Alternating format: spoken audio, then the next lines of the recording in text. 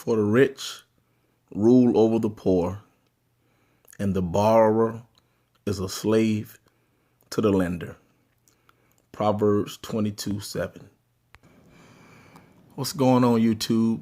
Proverbs 22:7 is a very interesting Bible verse. It's one that I have personally been struggling with a long time, because is the borrower really a slave to the lender? That's a very controversial topic, because I really don't know exactly in what context are we talking about a borrower being a slave to the lender.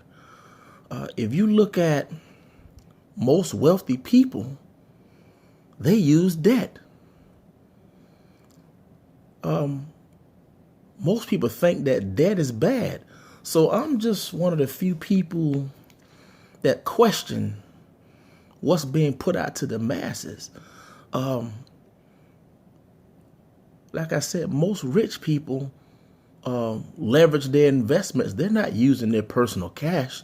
So they're telling us that being a borrower is a slave to the lender, but the people who are actually preaching this are in debt themselves. So I'm not so sure that just because you use debt, that necessarily makes you a slave to the lender. I think if you are the one that is paying back the debt, then yes, you could possibly be a slave to the lender. But if you're using debt the way the wealthy are using it to grow your business, and the consumers are actually paying back your loans, I don't think that that's bad debt. Because if you look at it, most millionaires, that's how they got rich. Debt is a two-sided sword.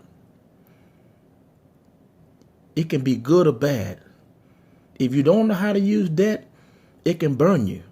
But also, most successful businesses have some debt.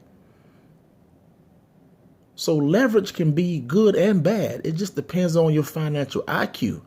So I'm not so sure about Proverbs 22 in the context that most people are taking it, that the borrower is really a slave to the lender. Because without debt, most businesses would never be started. Most people don't have millions of dollars just sitting around in accounts. Most of us are born on the bottom. So we have to find a way to leverage ourselves to the top.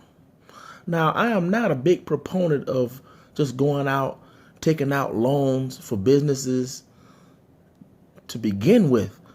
But in order to really build your business to the level that you desire, I think that some debt is necessary. All debt is not evil. Consumer debt is what gets most people in trouble. Primary houses, cars, credit card debt. Those are bad debts, because at the end of the day, YouTube, you have to make those payments whether or not you're employed or not. So how I look at this whole Proverbs 22:7, if you're going to borrow money that someone else will pay back for you. Don't borrow $200,000, $300,000, $400,000 for a primary house that you got to go to your job and pay back. That's what gets us in trouble. Uneducated when it comes to borrowing. Because guess what, YouTube? We are the ones that get up every day, go to work, slave